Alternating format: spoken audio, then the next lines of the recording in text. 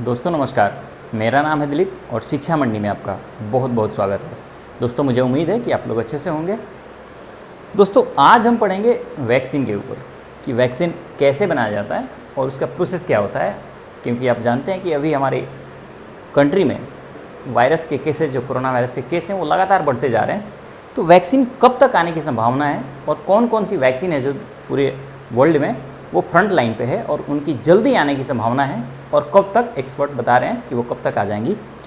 तो सबसे पहले दोस्तों हम जान लेते हैं कि वैक्सीन के बनाने का प्रोसेस क्या होता है और उसको कैसे बनाया जाता है, किस किस स्टेज से वैक्सीन गुजरती है तो वैक्सीन तैयार होती है, इसको हम समझेंगे। और वैक्सीन बनाने का जो मेन रीज़न होता है दोस्तों वो होता है कि आपकी किसी भी पैथोजन के खिलाफ अगर बॉडी आपकी एंटीबॉडी डेवलप नहीं कर पा रही है और फाइट नहीं कर पा रही है ढंग से, तो उसके लिए एक एंटीबॉडी डेवलप करने के लिए, आपकी इम्यूनिटी को डेवलप करने के लिए उस खास एंटीजन के खिलाफ, ताकि आपकी बॉडी की रक्षा हो सके, वैक्सीन का यूज़ किया जाता है और वैक्सीन बनाया जाता है। तो दोस्तों आइए शुरू करते हैं। लेकिन शुरू करने से पहले दोस्तों अगर आपने इस चैनल को सब्सक्राइब नहीं किया है तो प्लीज़ सब्सक्राइब कीजिए और साथ में बेल आइकन दबाइए, ताकि जैसे ही मैं कोई वीडियो अपलोड करूं आप तक वो नोटिफिकेशन पहुंच जाए। दोस्तों आइए शुरू करते हैं। देखिए दोस्तों, वैक्सीन बेसिकली दो तरह से बनाए जाते हैं। एक होता है जिसका नाम है लाइव एटेन्यूएटेड वैक्सीन और दूसरा होता है inactivated vaccine. Live attenuated vaccine में क्या किया जाता है कि वायरस और बैक्टीरिया के वीकेंड फॉर्म को लिया जाता है। वायरस और बैक्टीरिया को वीक कर दिया जाता है, इतना वीक कर दिया जाता है ताकि वैक्सीन बना के अगर उसको बॉडी में इंजेक्ट किया जाए तो वो जाके अंदर बीमारी ना फैला पाए और वो एक्टिव ना हो जाए, कोई खतरा पैदा ना करे, उतना उसको वीक कर दिया जाता है ताकि वो अंदर जाए, कोई बीमारी ना फैलाए। और उसी को यूज करके, उसी का इस्तेमाल करके वैक्सीन बनाया जाता है। तो उस तरह की वैक्सीन को कहते हैं live attenuated vaccine. Weekend form of virus and bacteria इसमें यूज किया जाता है। बैक्टीरिया वायरस को रेडिएशन और केमिकल के थ्रू काफ़ी कमज़ोर कर दिया जाता है ताकि अंदर जाके वो किसी तरह की खतरा पैदा ना करे। इस लाइव एटेन्यूएटेड वैक्सीन के कुछ उदाहरण हैं MMR, rota virus, small pox, chicken pox, यानी चिकन पॉक्स, स्मॉल पॉक्स, इस तरह की बीमारी में लाइव एटेन्यूएटेड वैक्सीन का प्रयोग किया जाता है और बनाए गए हैं। अब देखते हैं दूसरा है इनएक्टिवेटेड वैक्सीन। इसमें क्या लिखा है कि किल्ड वायरस और बैक्टीरिया आर यूज्ड। इसमें क्या होता है कि बैक्टीरिया और वायरस को मार दिया जाता है और उसके कुछ पार्ट्स को लेके मार के ख़त्म करके उसको बिल्कुल ही निष्क्रिय हो जाए वो, उसके पार्ट्स को लेके, और फिर वैक्सीन बनाया जाता है और उस तरह की वैक्सीन को कहा जाता है इनएक्टिवेटेड वैक्सीन। इस तरह की जो वैक्सीन बनाई गई है उसमें पोलियो, रेबीज, फ्लू, इस तरह की वैक्सीन इनएक्टिवेटेड वैक्सीन कहलाती हैं और यूज की जाती हैं। ये इनएक्टिवेटेड वैक्सीन के अंतर्गत आती हैं। जो पोलियो की वैक्सीन हम लेते हैं, लेकिन ध्यान रखिएगा वो ये जो इनएक्टिवेटेड वैक्सीन होती है वो उतना ज़्यादा स्ट्रॉन्ग इम्यूनिटी डेवलप नहीं कर पाती और ज़्यादा लॉन्ग लास्टिंग नहीं होती जितना कि लाइव एटेन्यूएटेड वैक्सीन काम करता है। इसीलिए इनएक्टिवेटेड वैक्सीन में बूस्टर डोज की आवश्यकता होती है। एक समय अंतराल के बाद इसको देना पड़ता है। जैसे आप पोलियो के केस में देखते होंगे कि हर महीने में पोलियो की खुराक आपको देना होता है और बार बार इसको पिलाया जाता है। तो ये होती है इनएक्टिवेटेड वैक्सीन। किल्ड वायरस यानी मरे हुए वायरस या बैक्टीरिया को इसमें यूज करके बनाया जाता है। ध्यान रखिएगा दोस्तों, इसके कुछ पार्ट्स होते हैं। इसके अंतर्गत और वैक्सीन बनाई जाती है, जैसे सोबिनेट वैक्सीन है, टॉक्साइड वैक्सीन है, कंजुगेटेड वैक्सीन है, रिकॉम्बिनेंट वैक्सीन है। इसका मतलब क्या है, जैसे मैं सोबिनेट वैक्सीन की बात करूं तो इसमें क्या करता है कि बैक्टीरिया और वायरस के कुछ पार्ट्स को लेके अगर वैक्सीन बनाई जाती है, जैसे इसमें क्या किया जाता है, सोबिनेट वैक्सीन, इसको एसेलुलर वैक्सीन भी कहते हैं। इसमें पॉलीसेकेराइड और प्रोटीन, यानी जो वायरस और बैक्टीरिया के सरफेस पे जो शुगर, यानी जिसको पॉलीसेकेराइड कहते हैं, और प्रोटीन पाया जाता है, उसको लेके अगर वैक्सीन हम बनाते हैं, उसके कुछ पार्ट्स को लेके वैक्सीन बनाते हैं, तो वो होता है सब यूनिट वैक्सीन। टॉक्साइड वैक्सीन होता है कि some bacteria release toxin, poisonous protein when they attack the body, our immune system recognized। क्या होता है कि जब कोई बैक्टीरिया, वायरस जब हमारी बॉडी के अंदर अटैक करता है तो वो कुछ टॉक्सिक प्रोटीन रिलीज करता है बॉडी को, तो उसी तरह की प्रोटीन को यूज करके हमारी बॉडी में जो वैक्सीन बनाई जाती है बॉडी को रक्षा करने के लिए, तो उस तरह की वैक्सीन को कहते हैं टॉक्साइड वैक्सीन।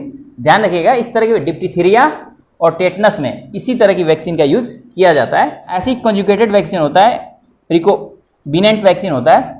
रिकोबिनेंट वैक्सीन में होता है क्या है दोस्तों कि इसमें डीएनए के कुछ पार्ट को लेके, वायरस को डीएनए के कुछ पार्ट्स को लेके और वैक्सीन बनाई जाती है, तो इसको कहते हैं रिकोबिनेंट वैक्सीन। ध्यान, अब दोस्तों जो वैक्सीन तैयार हो जाती है उसके बाद ऐसा नहीं है कि एक ही बार देना शुरू हो जाता है, इसके पहले ट्रायल किया जाता है उसको, और सबसे पहले ह्यूमन ट्रायल नहीं किया जाता, उससे पहले लेबोरेटरी में ट्रायल किया जाता है और उसके कई ट्रायल होने के बाद अंतिम अप्रूवल दिया जाता है, तब कहीं जाके पीपल तक वो वैक्सीन आती है और उसको मार्केट में लाया जाता है। तो क्या प्रक्रिया होती है ट्रायल के उसको आइए समझते हैं। तो देखिए, सबसे पहले अगर कोई वैक्सीन तैयार होती है, कोई ड्रग्स तैयार होता है, सबसे पहले क्या किया जाता है, उसका प्री क्लिनिकल ट्रायल किया जाता है। इसमें क्या किया जाता है कि लेबोरेटरी के अंदर ह्यूमन सेल और एनिमल सेल के ऊपर उसको जांच किया जाता है, उस वैक्सीन को, ताकि ये काम कर रही है या नहीं कर रही है। अगर ये काम कर रही है, लगता है कि ये वैक्सीन प्रोमिसिंग है, तब उसको एनिमल और ह्यूमन सेल पे जांच करने के बाद लाया जाता है क्लिनिकल ट्रायल में।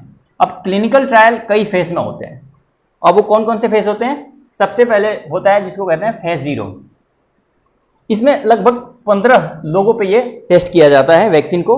जब प्री क्लिनिकल ट्रायल में से आती है वैक्सीन, तो उसके बाद होती है फेज 0 ट्रायल, उसमें 15 लोगों पे टेस्ट किया जाता है। इसका वैक्सीन का बहुत स्मॉल डोज इन 15 लोगों पे दिया जाता है और ये देखा जाता है कि कोई इन पे साइड इफेक्ट ना हो, कोई हार्मफुल इफेक्ट बॉडी के ऊपर ना हो, ये फेज 0 में देखा जाता है। जब यहाँ पे वैक्सीन लगती है कि हाँ ये ठीक है, तब इसको फेज 1 में लाया जाता है। अगला ट्रायल होता है फेज 1, इसमें लगभग 20 से 80 लोग होते हैं। इसका होता है थोड़ा सा ज़्यादा डोज इसमें दिया जाता है, फेज 0 के मुकाबले फेज 1 में ज़्यादा डोज दिया जाता है इसमें, और देखा जाता है कि इसमें कोई सीरियस साइड इफेक्ट तो नहीं हो रहा है बॉडी को, ये ऑब्जर्व किया जाता है फेज 1 के द्वारा। और ये भी देखा जाता है कि बॉडी वैक्सीन देने के बाद, मेडिसिन देने के बाद वो कैसे रिएक्ट करती है बॉडी, उसमें क्या क्या साइड इफेक्ट आ रहे हैं, इन सारे चीज़ों को एनालाइज फेज 1 में किया जाता है, जो 20 से 80 लोगों पे दिया जाता है। फेज 1 के बाद जब वैक्सीन फेज 2 में आती है, तो ये लगभग सैकड़ों लोगों पे टेस्ट किया जाता है। ये लगभग हंड्रेड्स ऑफ पीपल होते हैं, उन पे ये वैक्सीन टेस्ट की जाती है, यानी यहाँ 20 से 80, यहाँ सैकड़ों लोगों पे टेस्ट किया जाता है फेज 2 में। और इसमें देखा जा रहा है कि जब वैक्सीन दिया जाता है बॉडी के अंदर, तो इम्यून रिस्पॉन्स कैसे रिएक्ट कर रहा है, जो बॉडी की एंटीबॉडी है क्या वो डेवलप हो रही है, इम्यून सिस्टम जो है क्या वो रिएक्ट कर पा रहा है वो पार्टिकुलर पैथोजन के खिलाफ जिसके लिए ये वैक्सीन बनाई गई है। ये सारी चीज़ों को फेज 2 में देखा जाता है और इसके इफेक्टिवनेस क्या है ये देखा जाता है। ध्यान रखिएगा, जब फेज 2 ट्रायल होता है तो इसमें बच्चे और हेल्दी एडल्ट और बुजुर्ग ये सब शामिल होते हैं, यानी एक पूरा सोसाइटी के सारे तबके को शामिल किया जाता है। अगर यहाँ पे लगता है कि इम्यून सिस्टम सही तरह से रिस्पॉन्ड कर रहा है, और तब आगे जाके इसको फेज 3 ट्रायल किया जाता है। एक तरह से आप कह सकते हैं फाइनल ट्रायल होता है, लेकिन फिर भी इसके बाद भी ट्रायल होते हैं, लेकिन या इसको करने के बाद वैक्सीन जो है वो लोगों पे ट्राई होने लगती है, दी जाने लगती है, मार्केट में आ जाती है। फेज 3 ट्रायल में क्या होता है कि लगभग 3000 तक लोगों पे ये ट्रायल टेस्ट किया जाता है, थोड़ा सा लार्ज स्केल हो जाता है। इसमें क्या किया जाता है कि फेज 3 में ये ओवरऑल रिस्क क्या होता है बॉडी के लिए, इसको इवेल्युएट किया जाता है, और इस ड्रग का बेनिफिट्स क्या हैं, वो जिसके लिए ये बनाई गई है वैक्सीन, क्या वो उस पार्टिकुलर जर्म के लिए लड़ने के लिए ये उपयुक्त है या नहीं है, इन सारी बातों को फेज 3 में टेस्ट किया जाता है और 3000 लोगों पे टेस्ट किया जाता है इसको।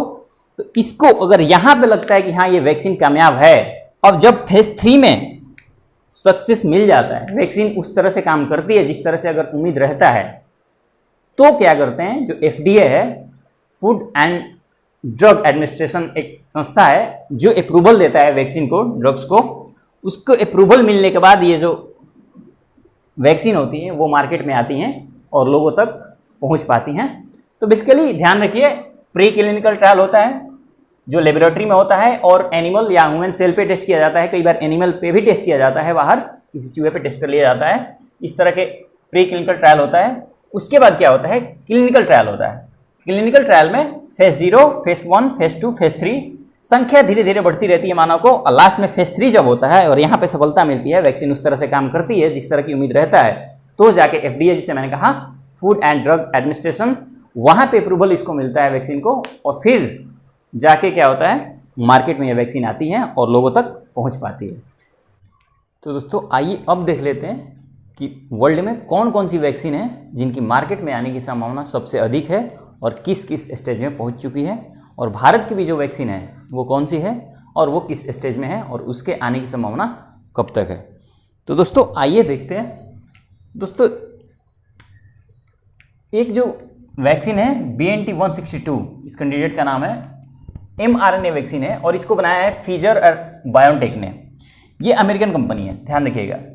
ये तीसरे ट्रायल में है और इसकी आने की संभावना सबसे ज़्यादा पहले बताई जा रही है। ये बताया जा रहा है कि ये अक्टूबर तक शायद अप्रूवल मिल जाए इसको, और ये इस साल के लास्ट तक ये मार्केट में आ जाए, इसकी ये संभावना जताई जा रही है इस वैक्सीन को लेके, जिसने फाइजर और बायोटेक ने मिलकर बनाया है। BNT162 ध्यान रखिए, इसका नाम है, mRNA वैक्सीन है ये। इसको मैं बताऊंगा कि mRNA वैक्सीन क्या होता है, क्योंकि मैंने mRNA वैक्सीन आपको नहीं बताया है ये कैसे काम करती है, ध्यान रखिएगा।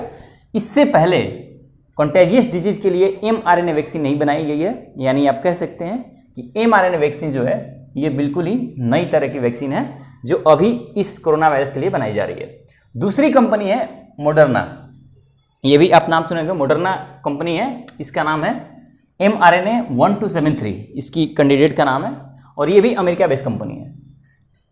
ये भी mRNA वैक्सीन है। तो mRNA वैक्सीन दोस्तों क्या होता है कि जब कोई वायरस हमारे बॉडी में प्रवेश करता है तो वो mRNA की वजह से वो क्या करता है, एक अपना प्रोटीन रिलीज करता है जिससे वो फैलता है, जिससे वो अपना क्या करता है, वो अपना संचालन जल्दी करता है और फैल जाता है। तो इसी को mRNA को लेके, सिंथेटिक mRNA को लेके, सिंथेटिक का मतलब संश्लेषित लेके, mRNA को लेके और उसको बॉडी में इंजेक्ट किया जाता है, और वो क्या करता है कि बॉडी में जाके और जो वायरल प्रोटीन होता है उसको रिलीज करता है बॉडी में। और वायरल प्रोटीन क्या करता है कि जो वायरस के मॉलिक्यूल है उसको बनाता है, और उसको क्या करती है, हमारी इम्यून रिस्पॉन्स यानी जो इनेट इम्यूनिटी होती है उसको फाइट करती है उससे, और उसके बाद एडॉप्टिव इम्यूनिटी भी पता चलता है उसको, और फिर एंटीबॉडी उसके प्रति वो बना लेती है।